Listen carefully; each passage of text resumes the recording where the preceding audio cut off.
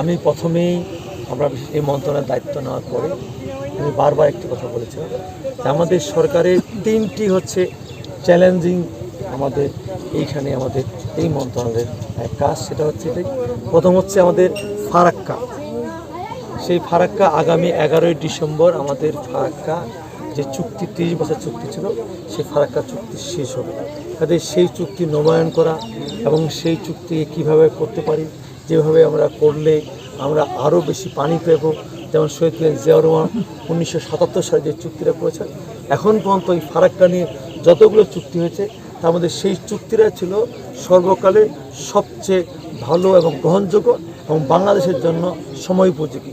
আমরা সেই আলোকেই আমরা আমাদের বিভিন্ন আমাদের টেকনিক্যাল কমিটিগুলো দফায় দফায় কথা বলছেন, কাজ করছেন।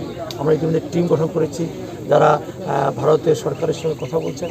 কথা বলে আমরা সেভাবে একটা যৌক্তিক পর্যায়ে পৌঁছতে চাই এবং ভারতের সঙ্গে আমাদের যে বন্ধুত্ব সম্পর্ক, সেই সম্পর্ক আমি আশা করব বিগত দিনে যে একটা বৈরতা তৈরি হচ্ছে বাংলাদেশের জনগণের সঙ্গে, আমি আশা করব যে তারা আমাদের সেই ফারাক্কা চুক্তি বাস্তবায়ন করে এবং ফারাক্কা চুক্তি আমরা যেভাবে প্রত্যাশা করছি সেইভাবে তারা আমাদের বাস্তবায়ন করে আমাদের বন্ধুত্বপূর্ণ সম্পর্ক আরও হাত বাড়িয়ে দিবেন।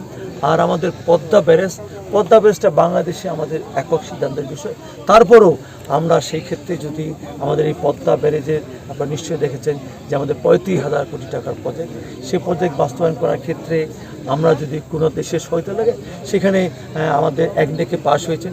এগুলো আরও অনেকগুলো আমাদের টেকনিক্যাল কাজ আছে, সেগুলো সমাপ্ত করেই আমরা পর্যায়ক্রমে সেখানে যদি কারোর দেশের সহায়তা নেওয়া যায় সেক্ষেত্রে আমরা সেই সহায়তা নেব। আমরা বিশেষ করে আপনারা যে বললেন তিস্তা মহাপরিকল্পনা, আমরা এই পরবর্তীতে আমরা তিস্তা মহাপরিকল্পনা আমরা টেকনিক্যাল কমিটি আমাদের এইগুলো নিয়ে কাজ করছেন।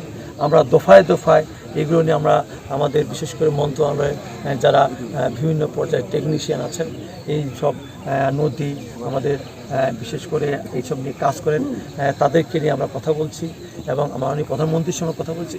এইগুলো আমরা কথা বলছি এবং ইনশাল্লাহ আমাদের সরকার তো কেবল 3 মাস, ইনশাল্লাহ সময় আসুক, আমাদের মাননীয় প্রধানমন্ত্রী তার নির্বাচনী ইশতেহারের প্রত্যেকটি কথা প্রত্যেকটি কাজ যেমন আসছে আস্তে আস্তে উনি কিন্তু বাস্তবায়ন করছেন এবং পাইলট প্রজেক্ট শুরু করেছেন।